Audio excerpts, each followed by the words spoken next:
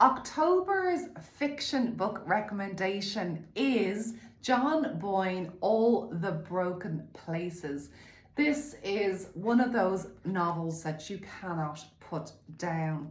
It is the sequel to The Boy in the Striped Pajamas, which is John Boyne's most famous book, and obviously the film you may have seen.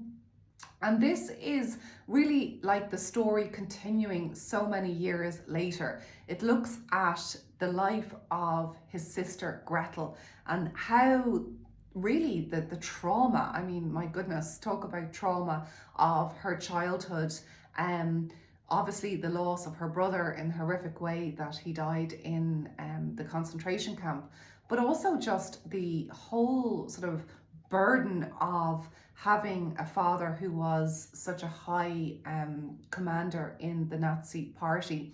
And John Boyne writes like, he writes in such a way that you're just drawn into the story. He's a brilliant storyteller. But really it's all coming down to not just the story, but the content. And this is a book, he says in his own words, about guilt, complicity and grief. A book that sets out to examine how culpable a young person might be for their parents' acts. So please do read this if you haven't already.